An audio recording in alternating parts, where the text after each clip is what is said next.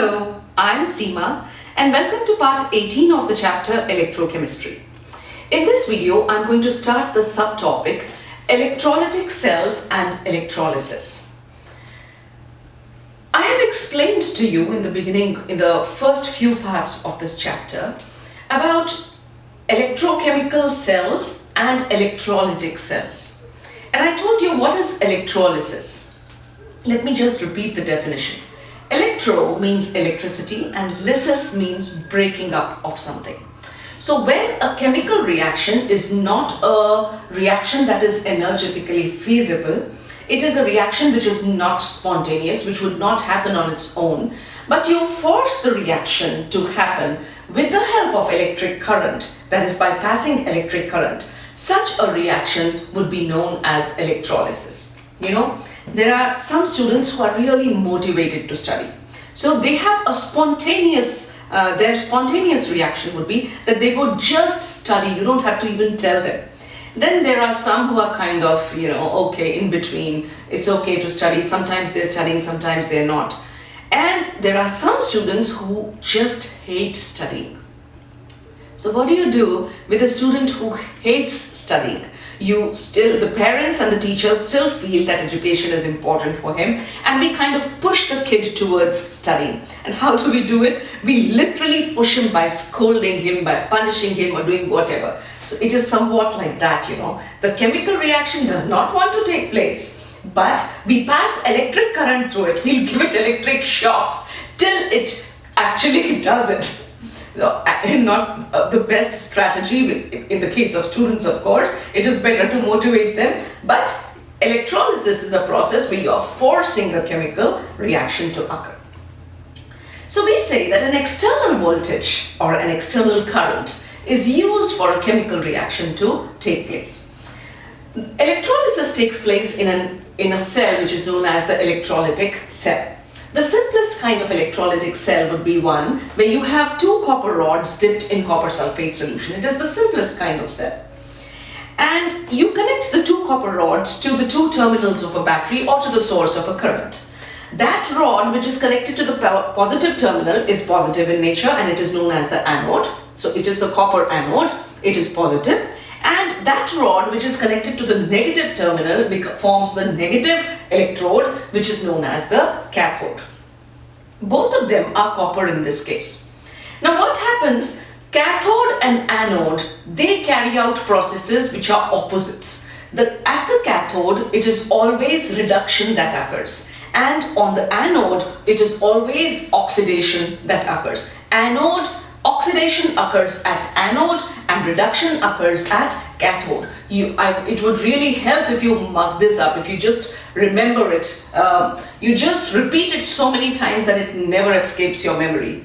That anode is the electrode where oxidation occurs and cathode is the electrode where reduction occurs. So what is going to happen? You have copper sulfate solution, you pass electric current through it, the cathode, it starts receiving electrons from the external source. Now, the copper which forms the cathode, it gains, the copper ions which are present in the copper sulfate solution, they come towards since they are positively charged, they are attracted by the copper cathode, which is negatively charged. And then they come close to it. Due to the electric current, they are forced to gain those two electrons, and thus reduction occurs and copper ions turn into metallic copper. Now this copper ion which was positively charged now turns into copper and it gets stuck to the cathode. So it makes the cathode, over time, the cathode starts becoming thicker and thicker because more and more copper ions from the solution will come, they'll gain electrons, they'll become neutral and they'll stick to the cathode. At the same time, this process, electricity never works on one side and nothing in nature actually happens only on one side. The other part is also happening, the opposite of it. Like we say, if there is goodness in the world, there is badness in the world. If there is light, there is darkness. So opposites are always there. Similarly, if reduction is occurring, reduction can never occur alone. If reduction is occurring, oxidation has to occur. So at the same time, when the copper ions in the solution are getting reduced and they are getting deposited over the copper cathode, the anode, which has copper metal, it is now a deficit is created in the solution. And the copper, since it has, this electrode is positively charged, this copper is forced to lose electrons, and when it loses electrons, the electrons go into supply, continue the supply of electrons, and the copper ions that are produced, they enter the solution. And thereby the number of copper ions which got deposited here, the same number of copper ions will enter the solution from the anode.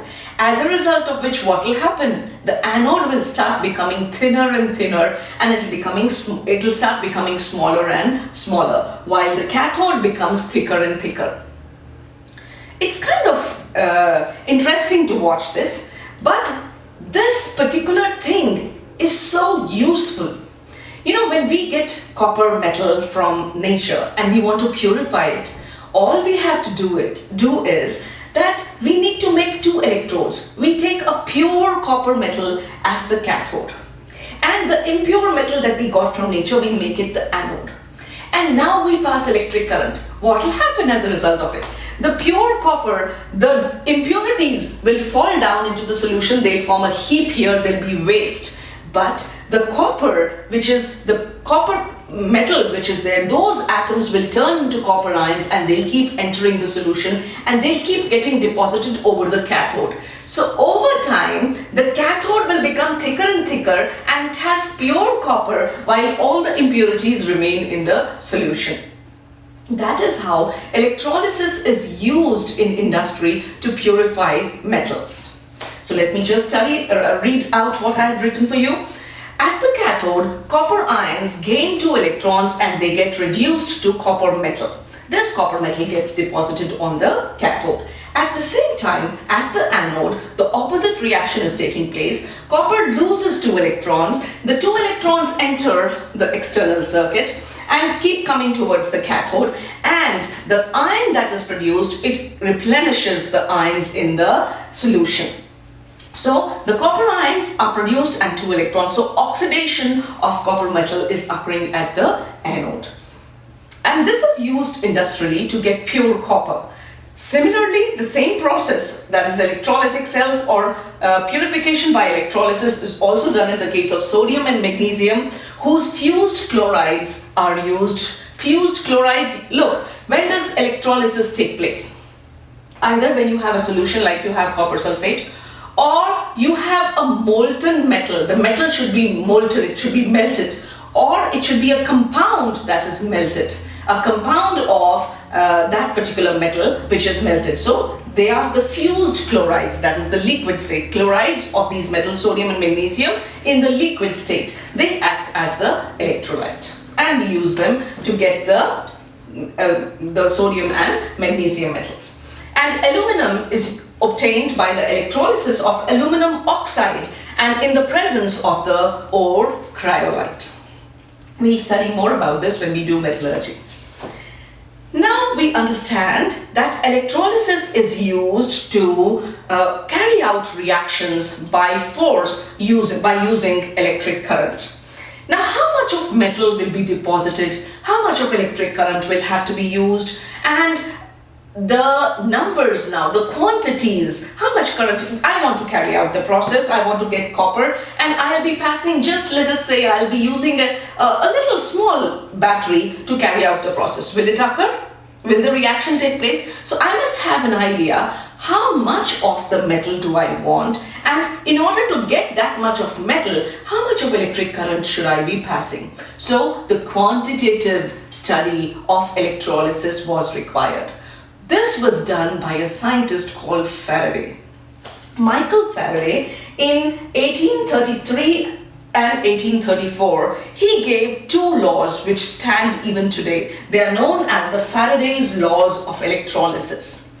So let us understand what are these Faradays Laws of Electrolysis. They are named as Faraday's First Law and Faraday's Second Law. Faraday's First Law says that the amount of chemical reaction that occurs at any electrode during electrolysis by a current would be proportional to the quantity of electricity passed through the electrolyte. So, how much of reaction takes place? That will depend on how much of current are you passing. If you're passing less electric current, obviously less reaction will take place, because after all, you are providing that energy to cause the reaction. So the more energy you provide in the form of electricity, the more reaction will take place. So it says that the amount of chemical reaction that occurs at any electrode during electrolysis would depend on the quantity of electricity that is passed. Now, how do you calculate the quantity of electricity? Quantity of electricity is calculated, is represented by Q, and its unit is coulombs, and it is always calculated to be equal to the amount of current, that is I in amperes, into how much of time did you pass that current through it. So that gives you the quantity of electric current, or the quantity of electricity. So we say of electricity passed through the electrolyte. We'll study about that when I come down here. Before that, let me tell you about the second law, Faraday's second law of electrolysis.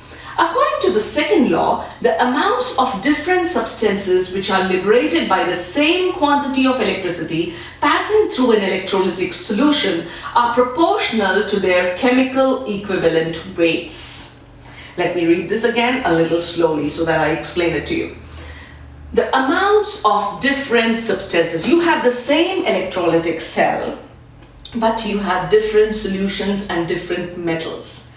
So if you pass the same amount of electric current, in the first case, what did we say in the first law? That the amount of reaction or the extent of reaction that takes place depends on the electric current. Then in the second step, we pass the same amount of electric current.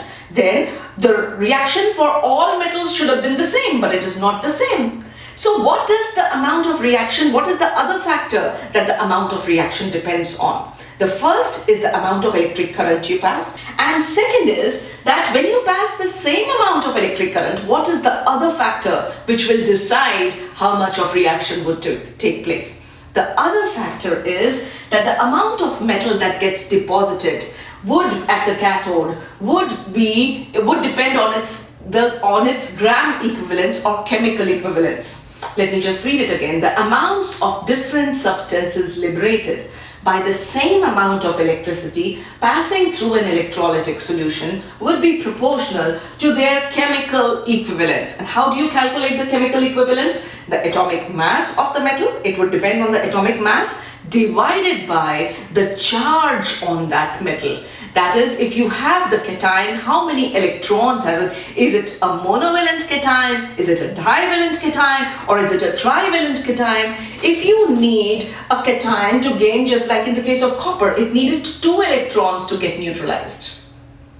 If you had sodium ions is Na positive. It needs only 1 electron to get reduced. And magnesium needs 2, aluminum needs 3. So it becomes clear that whatever is the amount of electricity you will have to use, you need only 1 electron for sodium, you need 2 electrons for magnesium and copper, and you need 3 electrons for aluminum. So the amount of electric current would be 1 time for sodium, twice as much for magnesium, and thrice as much for aluminum because of the charge, right? So it depends on the gram equivalence, that is the mass of the metal divided by the charge on the metal. Now, earlier at the time when Faraday worked, there was an apparatus which is known as the Coulomb meter. Coulomb meters were used at that time because there was no constant current sources were not available. That is, there was no source that would give a constant current at that time. So at that time, a special instrument was used, or a special apparatus was used, which was known as the Coulomb meters. Today we have constant source currents, and there is no problem in having a source of current that gives you constant steady current. But at that time they did not have it, and they used to use Coulomb meters. And this is just studying a little history of how it was studied at that time. So Coulomb meters, they were used for determining the quantity of current that was passed from the amount of metal which was deposited or consumed. And which was the metal? The metal usually in Coulomb meters was either silver or copper because they are quite stable. So Coulomb meters at that time were used in place of constant source currents, or they were used in order to calculate the quantity of electric current passed. Now, if we have to calculate the quantity of electric current, which we talked of in Faraday's first law itself, that the amount of reaction that takes place at any electrode depends on the quantity of electric current passed. This quantity is written as Q, and its unit is coulombs. Quantity of electric current is Q, and it is represented by Q, and its unit is coulombs, and it is equal to the amount of current passed into the time for which it is passed. The amount of current I is, the unit for I, current, is amperes, and T, of course, time, the SI unit for time is seconds. So Q would be in coulombs when you report the current in amperes and time in seconds. Now, how many coulombs of current will be required would depend on the stoichiometry of the chemical reaction. Now, here we are talking of the second law, that how does the charge on the ion play a role. As you take here, silver has one positive charge. So silver needs one electron, silver ion needs one electron to get reduced. So Ag positive gains one electron and forms Ag metal. If you had one electron, how much charge would be required to force that electron in, to force that charge in? The charge on an electron, we know, is 1.6021 into 10 to the power minus 19 is the charge on one electron, coulombs. This is the amount of charge in coulombs for one electron. So it means if one electron had to be gained by silver atom, how much current would you have to pass? Q would be equal to 1.6021 into 10 to the power minus 19 coulombs. But chemical reactions are usually represented as molar equations. So if you have 1 mole of silver ions which have to be reduced, you will need 1 mole of electrons. The charge on one electron is 1.6 into 10 to the power minus 19, but the charge on 1 mole, what will it be equal to? 1 mole we know is equal to Avogadro's number. How many electrons will be there? They would be equal to Avogadro's number, Na. And what is the Avogadro's number? It is 6.022 into 10 to the power 23 electrons. So when you talk of the charge that is required to deposit 1 mole of silver ions as silver metal, the charge would be Avogadro's number into the charge of 1 electron. Therefore, 6.022 into 10 to the power 23 into charge of 1 electron, which is 1.6021 into 10 to the power minus 19 coulombs. Which will, and when you calculate this, this comes out to be how much? 96487 coulombs per mole. For 1 mole of silver ions to be deposited, how much of charge would you require? You would require 96487 coulombs for a mole.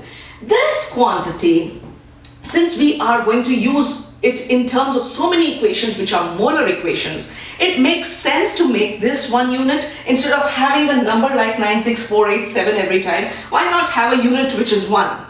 So this quantity, that is 96487 coulombs per mole, was called 1 Faraday. It was named as 1, this was made into a unit and it was known as 1 Faraday. So Q is equal to 96487 coulombs per mole is equal to 1 Faraday, represented by capital F. Now, how is it important?